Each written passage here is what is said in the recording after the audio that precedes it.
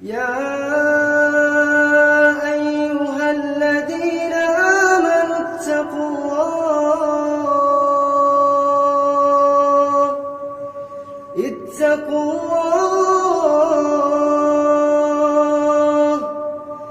الله. السلام علیکم ورحمۃ اللہ وبرکاتہ. نحمده ونصلی علی رسولہ الکریم، اما بعد فاعوذ باللہ من الشیطان الرجیم. بسم اللہ الرحمن الرحیم. رب اشرح لی صدری ویسر لی امری واحلل عقدۃ من لسانی یفقہوا قولی. نماز آنکھوں کی ٹھنڈک. رسول اللہ صلی اللہ علیہ وسلم نے فرمایا، وَجُعِلَ قُرَّةُ عَيْنِي فِي الصَّلَاةِ، اور میری آنکھوں کی ٹھنڈک نماز میں رکھی گئی ہے. نماز آنکھوں کی ٹھنڈک کیسے ہوتی ہے؟ نماز اس وقت آنکھوں کی ٹھنڈک ہوتی ہے جب نماز پڑھنے میں ہمارا دل لگتا ہے، جب نماز ہمیں دوسری چیزوں سے زیادہ محبوب ہوتی ہے، جب ہم نماز کو اللہ سبحانہ وتعالی سے ملاقات کا ذریعہ سمجھتے ہیں، جب ہم نماز میں اللہ سبحانہ وتعالی کو یاد کرتے ہیں، جب نماز میں ہمارا دل لگتا ہے، جب ہمیں نماز سے محبت ہوتی ہے. کیونکہ انسان کو جس چیز سے محبت ہوتی ہے وہ اس کام کو کر کے خوشی محسوس کرتا ہے، اور جس چیز سے جتنی زیادہ محبت ہوتی ہے اس کام سے انسان کو اتنا ہی زیادہ لطف آتا ہے اور سکون ملتا ہے. اس کی آنکھیں ٹھنڈی ہو جاتی ہیں، اس کے اندر خشوع و خضوع آ جاتا ہے. انسان کو جب یہ احساس ہوتا ہے کہ مجھے اللہ سبحانہ تعالیٰ کا قرب نصیب ہو رہا ہے اور میں اللہ کے قریب ہوں، اللہ تعالیٰ سے سرگوشیاں کر رہا ہوں، خاص طور پر سجدے کی حالت میں، تو اس سے انسان بے پناہ سرور حاصل کرتا ہے. لیکن جو شخص اس سے غافل ہوتا ہے، جس کا دل نماز میں نہیں لگتا، جس کو نماز بہت بھاری چیز لگتی ہے، بہت مشکل چیز لگتی ہے، تو وہ جب نماز میں کھڑا ہوتا ہے تو اسے ایسا لگتا ہے جیسے وہ کسی بڑی ہی ناگوار اور مشکل کام کے لیے کھڑا ہے، بس جتنی جلدی اس سے جان چھوٹ جائے اچھا ہے. وہ نماز میں اللہ کو یاد بھی نہیں کرتا، بس وہ جلدی سے اور تیز تیز نماز پڑھ کے ختم کر دیتا ہے. ایسی نماز اس کی آنکھوں کی ٹھنڈک نہیں ہوتی، نہ ہی اس کے دل کو ایسی نماز سے سکون حاصل ہوتا ہے. لیکن جس شخص کو نماز سے محبت ہوتی ہے، اس کا دل چاہتا ہے کہ نماز اور لمبی ہو جائے، اور پھر نماز کا انتظار کرتا ہے. ایسا شخص واقعی نماز سے کچھ پا کر اٹھتا ہے. اسے دنیا کے غم، پریشانیاں، دکھ، تکلیفیں بھول جاتی ہیں، اور نماز کے بعد اس کے دل کی حالت بدل جاتی.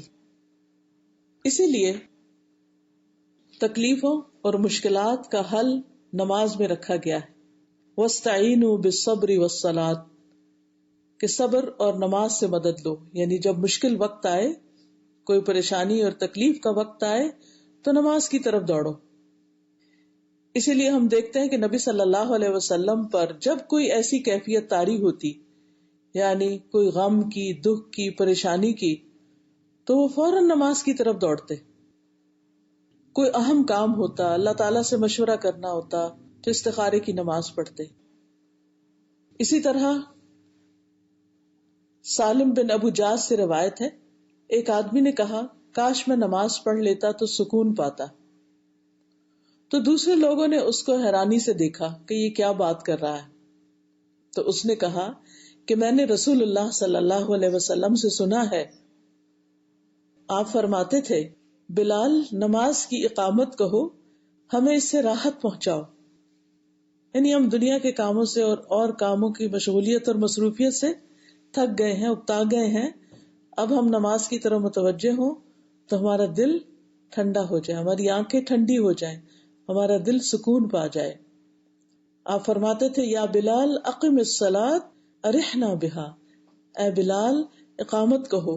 اقامت نماز سے بالکل جو پہلے اللہ اکبر اللہ اکبر امام کے پیچھے کوئی کہتا ہے، جو مؤذن ہوتا ہے، تو ارحنا بہا، ہمیں اس سے راحت پہنچاؤ. یعنی جب انسان اپنا فرض ادا کر لیتا ہے، جب انسان اللہ سے ملاقات کر لیتا ہے، تو انسان کی تکلیف، تھکاوٹ، تنگی اور مشقت دور ہو جاتی ہے. اور یہ سلسلہ شروع ہوتا ہے جب انسان وضو کرتا ہے. اب دیکھیں کہ آپ کتنے بھی تھکے ہوئے ہوں، لیکن اگر آپ وضو کر لیتے ہیں، اور خصوصاً ذرا ٹھنڈے ٹھنڈے پانی سے وضو کر لیتے ہیں، آپ کی آنکھیں بھی دھل جاتی ہیں، آپ کا ناک بھی، آپ کے کانوں میں بھی مسا ہو جاتا ہے، آپ کے بالوں کے اوپر بھی ایک ٹھنڈا ہاتھ پھر جاتا ہے، آپ پاؤں کو بھی مل کے دھوتے ہیں، تو اس سے آپ کا پورا جسم، اس کی کیفیت اور حالت تبدیل ہو جاتی ہے. وہ جو اس سے پہلے اکتاہٹ کی اور بوریت کی سی ایک کیفیت ہوتی ہے، وہ درست ہو جاتی ہے. پھر اس کے بعد آپ صحیح معنوں میں فوکس کر کے بالکل اسٹریٹ کھڑے ہو کر اللہ کا ذکر کرتے ہیں. پھر رکوع میں جاتے ہیں تو پوری طرح اپنی کمر کو جھکاتے ہیں، یعنی آپ کا اینگل جو ہے وہ بالکل درست ہوتا ہے. یعنی آپ مثلاً یہ آپ کی، اگر آپ اپنے ہاتھ کو سیدھا کریں بالکل اسٹریٹ، تو یہ اسٹینڈنگ پوزیشن ہوتی ہے. اور جب آپ رکوع میں جاتے ہیں تو بالکل اس طرح جھک جاتے ہیں کہ آپ کی ہاف باڈی جو ہے وہ بالکل اسٹریٹ ہو جاتی ہے، یعنی کمر سیدھی ہو جاتی. اس سے آپ کے پورے باڈی کا ایک اسٹریچ ہو جاتا ہے اور آپ کی تھکاوٹ اتر جاتی ہے. اور خصوصاً اگر آپ کے بازو بھی اسٹریچ ہوں اور گھٹنوں کو مضبوطی سے پکڑا ہوا ہو اور آپ اللہ سبحانہ تعالیٰ کی تسبیح کر رہے ہوں، تو آپ کے اندر ایک خاص قسم کی سکون کی کیفیت دوڑ جاتی ہے. پھر آپ رکوع میں جانے کے بعد سجدے میں جاتے ہیں، اور سجدے میں آپ زمین پر سر اور ناک رکھ کر اللہ کی تسبیح کرتے ہیں. اور جتنی لمبی تسبیحات کرتے ہیں اتنی دیر آپ کے سر تک خون پہنچتا رہتا ہے. اور پھر جب آپ سر اٹھاتے ہیں اور پھر آپ بیٹھ کر اللہ کا ذکر کرتے ہیں، اللہم اغفر لی وارحمنی، پھر دوبارہ سجدے میں جاتے ہیں، پھر آپ دوبارہ قیام کرتے ہیں، تو آپ دیکھتے ہیں کہ واقعی اگر آپ صحیح معنوں میں ارکان کو صحیح طور پر ادا کرتے ہوئے نماز ادا کر رہے ہیں تو آپ کی پوری جسمانی تھکاوٹ بھی دور ہونے لگتی ہے. حقیقت یہ ہے کہ نماز ایک ایسی چیز ہے جو صرف انسان کے لیے نہیں بلکہ ساری کائنات کے لیے ہے. اللہ نے جتنی بھی چیزیں پیدا کی ہیں، جتنی بھی مخلوق ہے اللہ کی، وہ سبھی نماز پڑھتی ہے، لیکن ان کی نماز کا طریقہ مختلف ہے. قرآن مجید میں سورۃ النور میں اللہ تعالیٰ فرماتے ہیں، أَلَمْ تَرَ أَنَّ اللَّهَ يُسَبِّحُ لَهُ مَنْ فِي السَّمَاوَاتِ وَالْأَرْضِ وَالطَّيْرُ صَافَّاتٍ كُلٌّ قَدْ عَلِمَ صَلَاتَهُ وَتَسْبِيحَهُ وَاللَّهُ عَلِيمٌ بِمَا يَفْعَلُونَ. کیا تم دیکھتے نہیں کہ آسمانوں اور زمین میں جو کچھ ہے اور فضا میں پر پھیلائے ہوئے پرندے بھی، یہ سبھی اللہ کی تسبیح کر رہے ہیں. ہر چیز اللہ کی تسبیح کر رہی. یا آپ اپنے سامنے اگر درختوں کی شاخیں دیکھیں، پتے، پھر اسی طرح چلتی ہوائیں، اور رات کو آسمان پر جو ستارے ہیں، سیارے ہیں، زمین پر جو کچھ ہے، حتیٰ کہ پرندے جو فضا میں اڑ رہے ہیں، فرمایا یہ سب اللہ کی تسبیح کر رہے ہیں.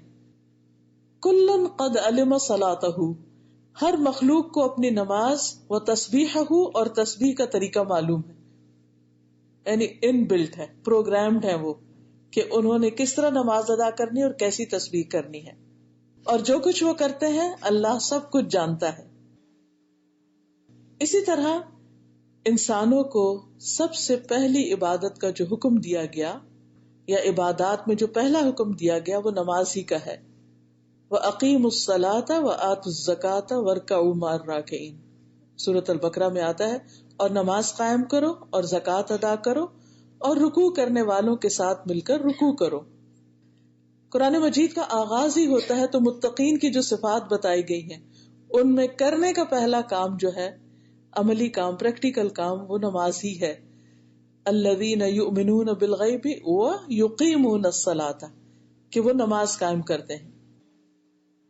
اسلام کا دوسرا رکن ہے، پہلا توحید ہے اور دوسرا بڑا رکن نماز ہے. رسول اللہ صلی اللہ علیہ وسلم نے فرمایا، اسلام کی بنیاد 5 چیزوں پر قائم کی گئی ہے. اس بات کی گواہی دینا کہ اللہ کے سوا کوئی معبود نہیں، اور یقیناً محمد صلی اللہ علیہ وسلم اللہ کے رسول ہیں، اور نماز قائم کرنا اور زکوٰۃ ادا کرنا، بیت اللہ کا حج کرنا اور رمضان کے روزے رکھنا. اسی طرح نماز کو دین کا ستون بتایا گیا، یعنی پلر، اور پلر کیا چیز ہوتی ہے؟ جس پر کوئی عمارت قائم ہوتی ہے، چھت قائم ہوتی ہے. یعنی اگر وہ پلر ہٹا دیا جائے تو چھت نیچے آ جائے گی، اور جب چھت نیچے آ جائے گی تو اس کو کوئی پھر عمارت نہیں کہتا، بلڈنگ نہیں کہتا، بلکہ وہ ایک کھنڈر ہوتا ہے. تو نماز بھی اسی طرح ہمارے دین کا ستون ہے. اگر کوئی شخص نماز نہیں پڑھتا تو گویا اس کا پھر کوئی دین نہیں. یہ دین کی پہچان اور دین کی علامت ہے. آپ صلی اللہ علیہ وسلم نے فرمایا معاذ بن جبل سے، کیا میں تمہیں دین کی بنیاد، اس کا ستون اور اس کے کوہان کی بلندی کے متعلق نہ بتاؤں؟ اس دین کی بنیاد اسلام ہے، تو جو کوئی اسلام لے آیا وہ سلامت رہا، اور اس کا ستون نماز ہے. یعنی یہ نماز جو ہے وہ اس کا بنیادی حصہ ہے. ایک دیہاتی حضور صلی اللہ علیہ وسلم کی خدمت میں حاضر ہوا اور عرض کیا، یا رسول اللہ صلی اللہ علیہ وسلم، اسلام کیا ہے؟ آپ نے فرمایا، دن رات میں 5 نمازیں پڑھنا. یعنی آپ نے اسلام کی پہچان ہی اس کو کس سے کرائی؟ دن رات کی 5 نمازوں سے. اس نے پوچھا، کیا ان کے علاوہ بھی مجھ پر کوئی نماز فرض ہے؟ آپ نے فرمایا نہیں. یعنی یہ 5 نمازیں تو فرض ہیں، باقی نمازیں جیسے تہجد ہے یا اشراق چاشت وغیرہ ہے، یہ کیا ہے؟ نوافل ہے. اسی طرح استخارے کی نماز یا پھر توبہ کی نماز، یہ سب نفلی نمازیں، فرض نہیں ہے. فرض نمازیں دن میں 5 ہیں. اور یہ فرض نمازیں صرف امت محمدی صلی اللہ علیہ وسلم ہی کے لیے نہیں، بلکہ اس سے پہلے کے انبیاء نے بھی اپنی اپنی امتوں کو نماز کا حکم دیا. نہ صرف یہ کہ امتوں کو حکم دیا، بلکہ انبیاء اپنے گھر والوں کو بھی نماز کی تعلیم دیتے تھے. سورۃ مریم میں آتا ہے، وَاذْكُرْ فِي الْكِتَابِ إِسْمَاعِيلَ إِنَّهُ كَانَ صَادِقَ الْوَعْدِ وَكَانَ رَسُولًا نَبِيًّا وَكَانَ يَأْمُرُ أَهْلَهُ بِالصَّلَاةِ وَالزَّكَاةِ وَكَانَ عِندَ رَبِّهِ مَرْضِيًّا. اس کتاب میں اسماعیل کا قصہ بیان کیجئے، وہ وعدے کے سچے اور رسول نبی تھے. وہ اپنے گھر والوں کو نماز اور زکوٰۃ کا حکم دیتے تھے اور اپنے رب کے نزدیک ایک پسندیدہ انسان تھے. تو رب کے نزدیک پسندیدہ انسان کی صفت کیا ہے؟ کہ وہ صرف خود نہیں نماز پڑھتا بلکہ اپنے گھر والوں کو بھی اس کی تاکید کرتا ہے. اللہ سبحانہ وتعالی خود 2 بار روزانہ فرشتوں سے بندوں کی نماز کی خبر لیتے ہیں، حالانکہ اللہ تعالیٰ خود بھی جانتے ہیں اور وہ دیکھتے ہیں. ابو ہریرہ کہتے ہیں کہ رسول اللہ صلی اللہ علیہ وسلم نے فرمایا، تمہارے پاس دن اور رات میں فرشتے باری باری آتے رہتے ہیں، اور وہ نماز فجر اور نماز عصر میں اکٹھے ہوتے ہیں. جو فرشتے رات کو تمہارے پاس رہتے ہیں اور آسمان پر واپس جاتے ہیں تو ان کا رب ان سے پوچھتا ہے، حالانکہ وہ اپنے بندوں کا حال خوب جانتا ہے، کہ تم نے میرے بندوں کو کس حال میں چھوڑا؟ وہ کہتے ہیں کہ ہم نے اس حال میں چھوڑا کہ وہ نماز پڑھ رہے تھے، اور اس حال میں ان کے پاس پہنچے کہ وہ نماز پڑھ رہے تھے. یعنی جب ہم گئے تو بھی وہ نماز پڑھ رہے تھے، اور جب ہم واپس آئے تو بھی وہ نماز میں، جاتے ہوئے بھی ان کو نماز میں دیکھا، واپسی پر بھی نماز میں دیکھا. تو دن کے دونوں کناروں پر وہ نمازیں ادا کرتے ہیں. پھر اسی طرح ہر نماز کا جو وقت ہوتا ہے، یہ اذان ہو جاتی ہے، نماز کا وقت داخل ہو جاتا ہے، تو اس وقت ایک اعلان ہوتا ہے. اسے ہمارے کان تو نہیں سنتے، لیکن ہمیں بتایا گیا ہے کہ ہمارے کان کون سا اعلان سنتے ہیں؟ جو مؤذن اعلان کرتا ہے اذان کی شکل میں، اور پکار رہا ہوتا ہے، حی علی الصلاۃ، حی علی الفلاح، آؤ نماز کی طرف، آؤ کامیابی کی طرف. تو یہ ایک آواز ہوتی ہے جو ہم سنتے ہیں. اس کے علاوہ ایک اور آواز بھی ہوتی ہے جو ہم سنتے نہیں، لیکن اس کے بارے میں ہمیں رسول اللہ صلی اللہ علیہ وسلم نے اپنی ایک حدیث میں بتایا. السلسلہ صحیحہ کی حدیث ہے کہ جب ہر نماز کا وقت شروع ہوتا ہے تو ایک منادی کرنے والے کو، یعنی پکارنے والے کو بھیجا جاتا ہے. وہ یوں اعلان کرتا ہے کہ آدم کے بیٹو اٹھو اور اس آگ کو بجھاؤ جو تم نے اپنے نفسوں کے لیے جلائی ہے. کیا مطلب ہے؟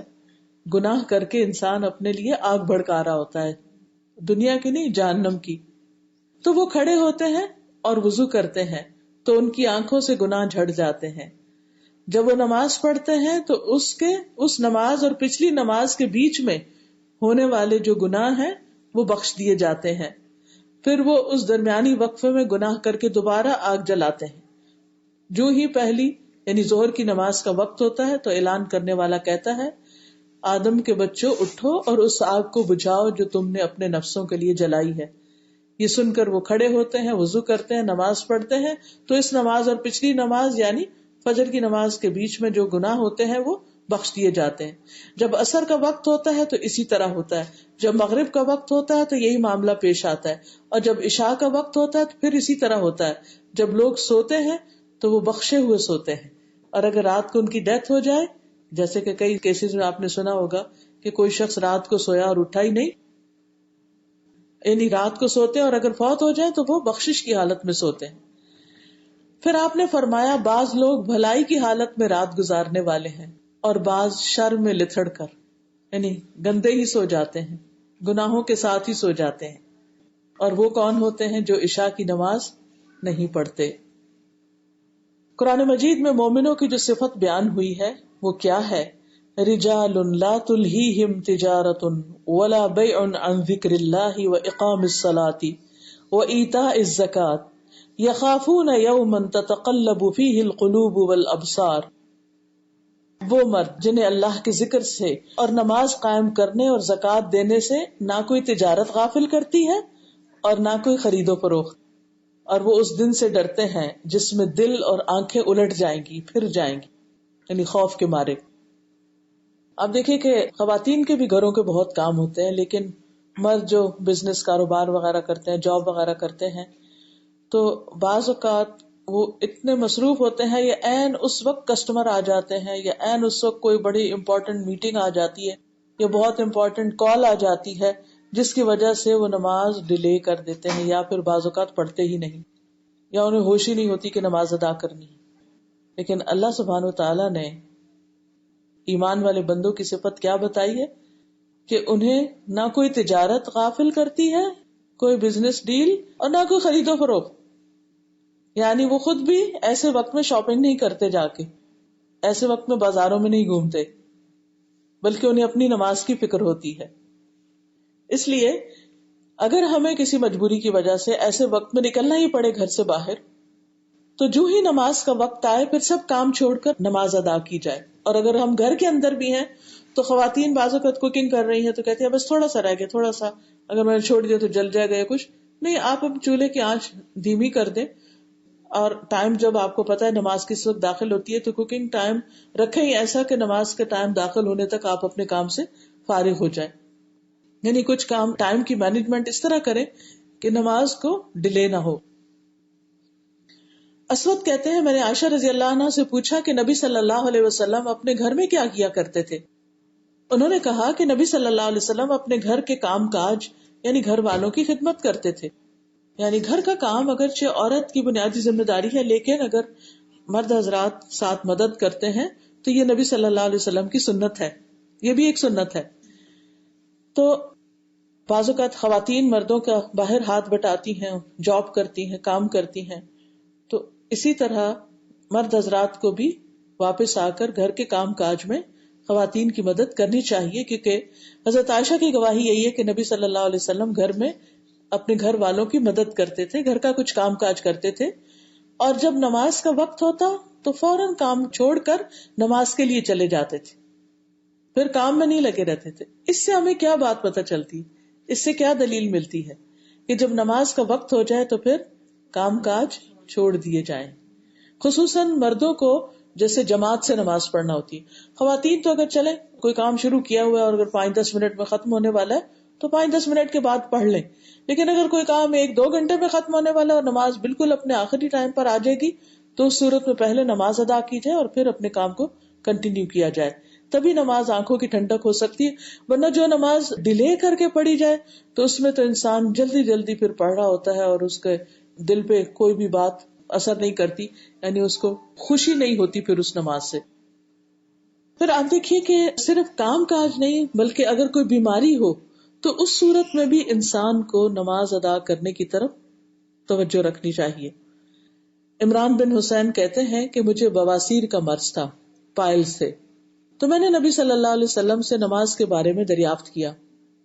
آپ نے فرمایا کھڑے ہو کر نماز پڑھو، اگر اس کی طاقت نہ ہو تو بیٹھ جاؤ، بیٹھ کر پڑھ لو، اگر اس کی بھی طاقت نہ ہو تو پہلو کے بل لیٹ کر پڑھ لو، کیونکہ بعض بیماریاں ایسی ہوتی ہیں کہ جن میں بیٹھنے میں بھی بڑی دقت ہوتی ہے. ہو سکتا ہے کہ پائلز میں ان کے لیے بیٹھنا بھی مشکل ہو، تو آپ نے ان کو یہاں تک رخصت دی کہ پھر تم لیٹ جاؤ، سائڈ پر لیٹ کر نماز ادا کر لو، لیکن نماز نہیں چھوڑو.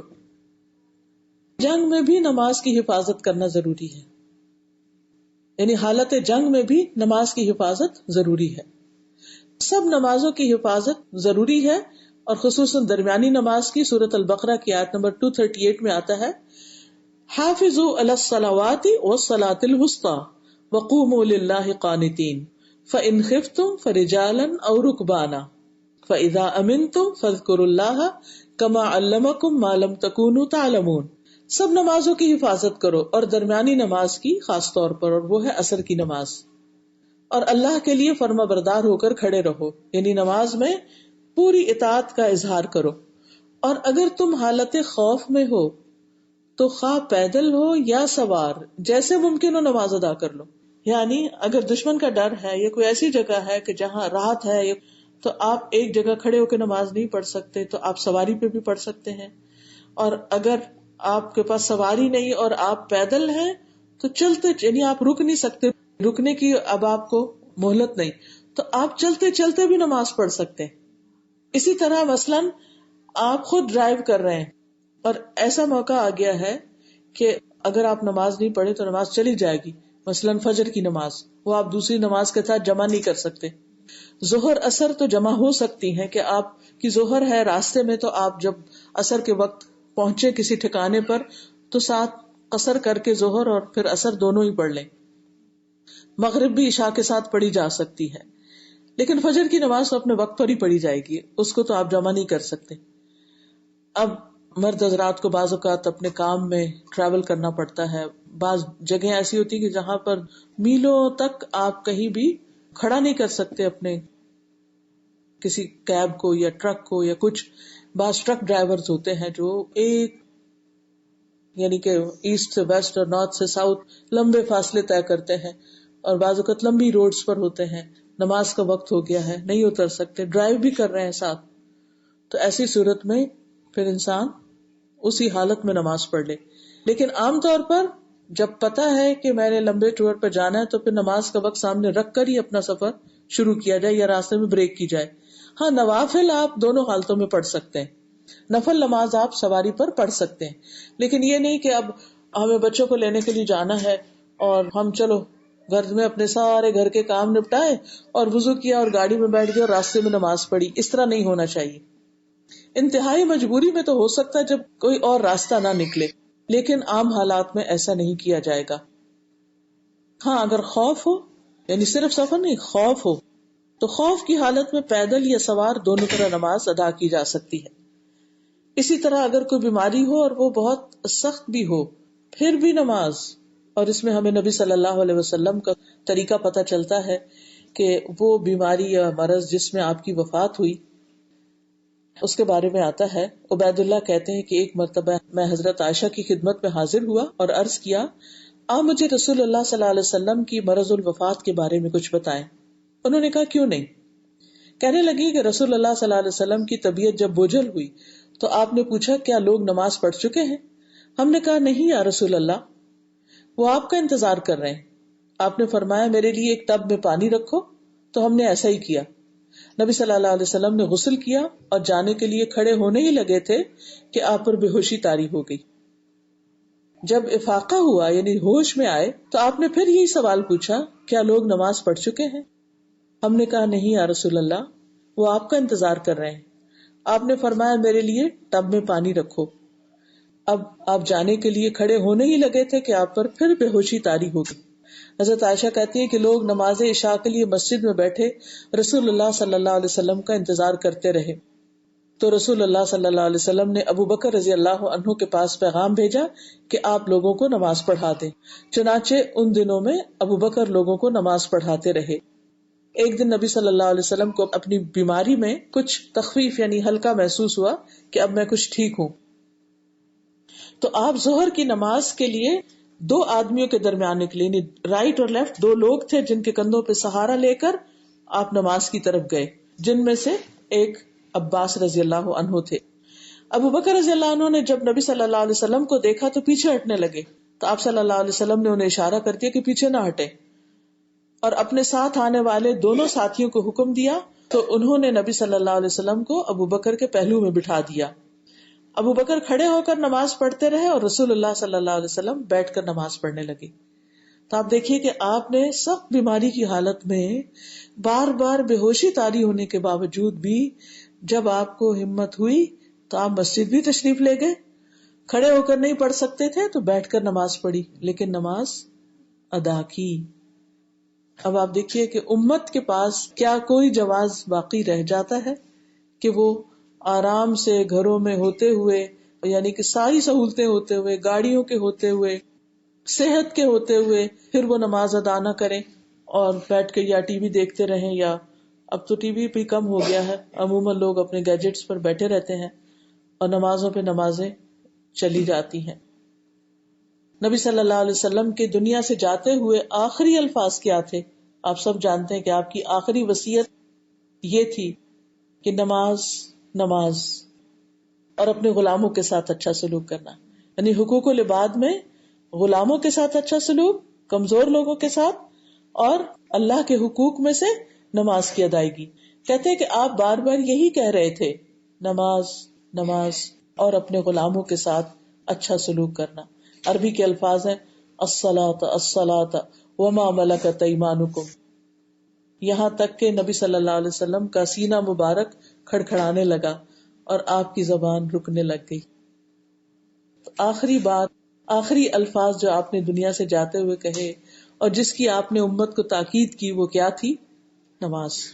اب آپ دیکھیں کہ قیامت کے دن بھی پہلا سوال, پہلا حساب کس چیز کے بارے میں ہوگا؟ نمازوں کے بارے میں ہوگا. نبی صلی اللہ علیہ وسلم نے فرمایا قیامت کے دن بندے کا سب سے پہلے نماز کا حساب ہوگا.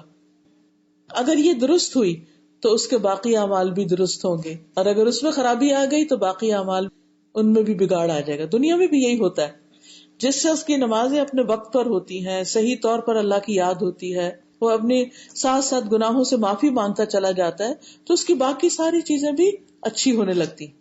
لیکن اگر نماز ٹھیک نہیں تو اللہ کا ڈر ہی نہیں, ذمہ داری کا احساس ہی نہیں, طہارت کا احساس ہی نہیں, پھر انسان نہ صرف یہ کہ گناہوں کے گندگی سے لتڑا ہوا ہوتا ہے بلکہ جسمانی طور پر بھی, یعنی نجاست سے بعض اوقات لتڑا ہوا ہوتا ہے, اس کو پرواہ نہیں ہوتی کہ اس نے وضو کرنا ہے یا اس نے اپنے آپ کو دھونا اور صاف کرنا ہے.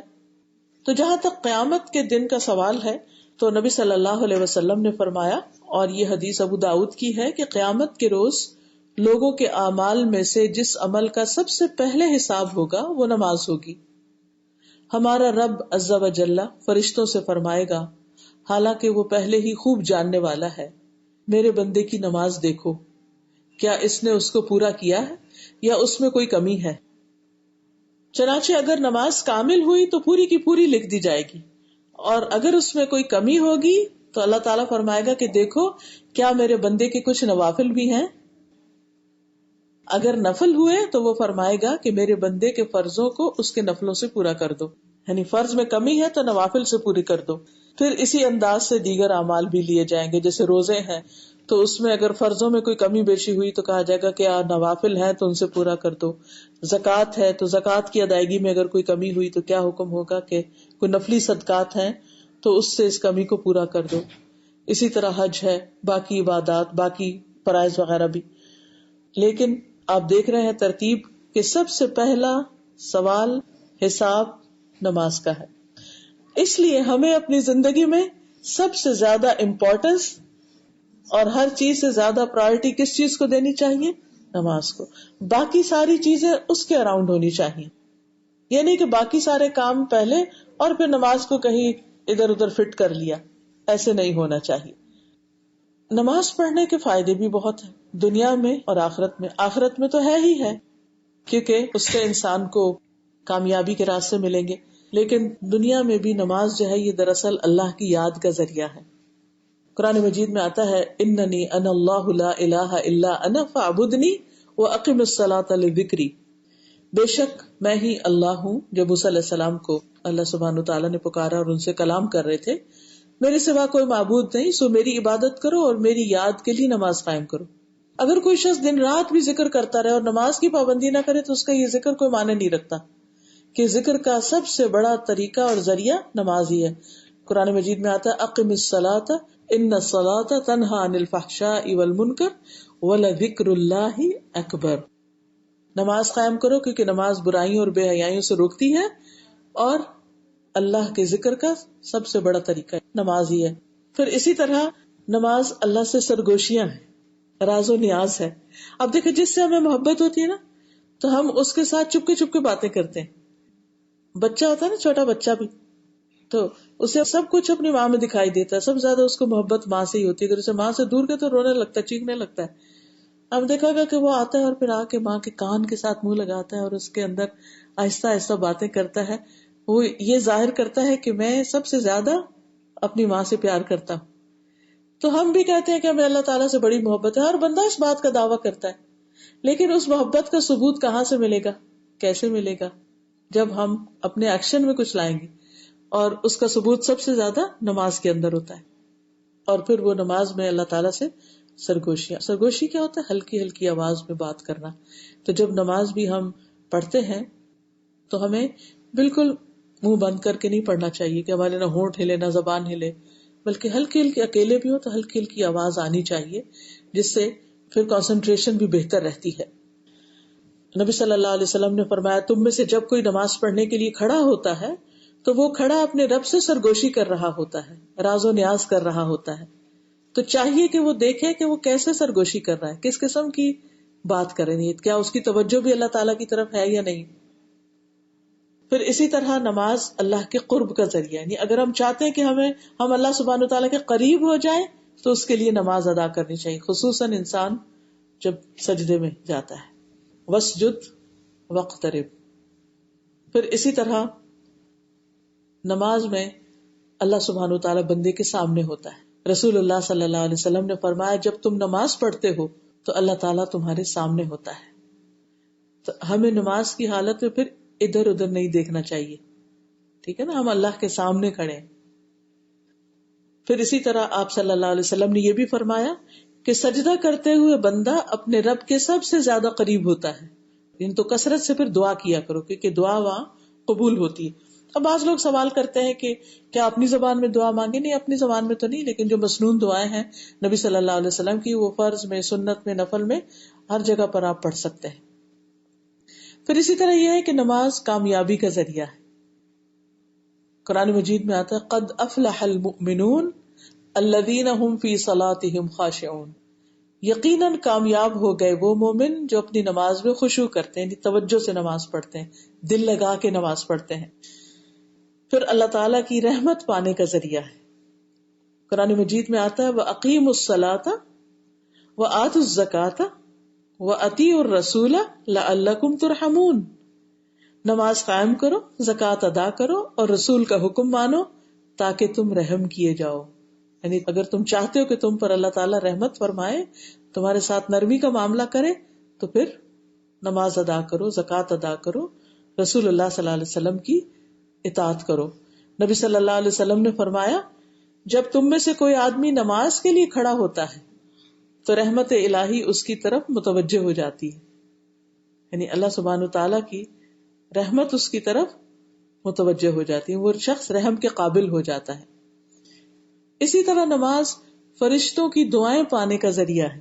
دیکھیے ہم جب کسی مشکل میں ہوتے ہیں تو سب سے کہتے ہیں کہ ہمارے لیے دعا کریں، لیکن جو انسان نماز کی پابندی کرتا ہے اور مشکل وقت میں بھی نماز پڑھتا ہے تو فرشتے اس کے لیے دعا کرتے ہیں.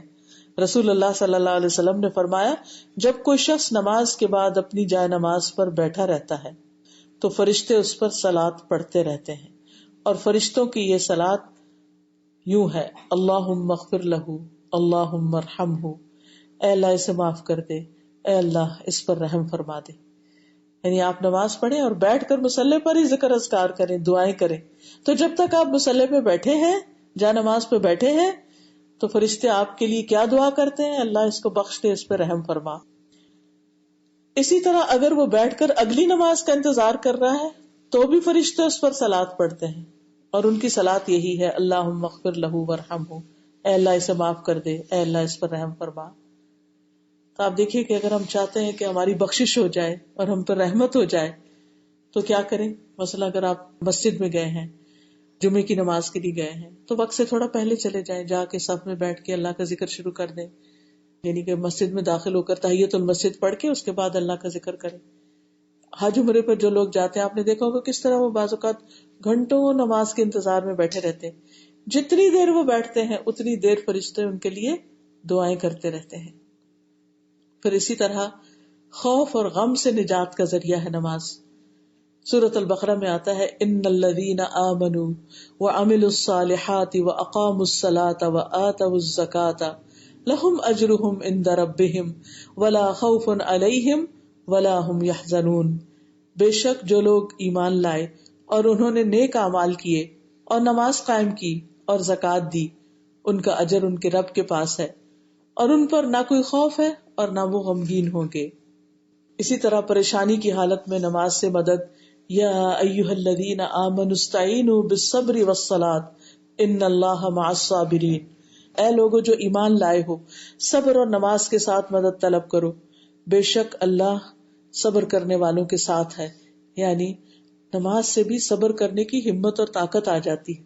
اور جب انسان صبر کرتا ہے، اس غم پر آپے سے باہر نہیں ہوتا، کوئی فضول بات زبان سے نہیں نکالتا، کوئی ایسا واویلا نہیں کرتا، تو اللہ سبحانہ وتعالیٰ اس کی دعائیں سنتے ہیں، اس کی مدد فرماتے ہیں. انبیاء پر جب کوئی مشکل وقت آتا تھا تو اس وقت بھی وہ نماز کی طرف دوڑتے تھے.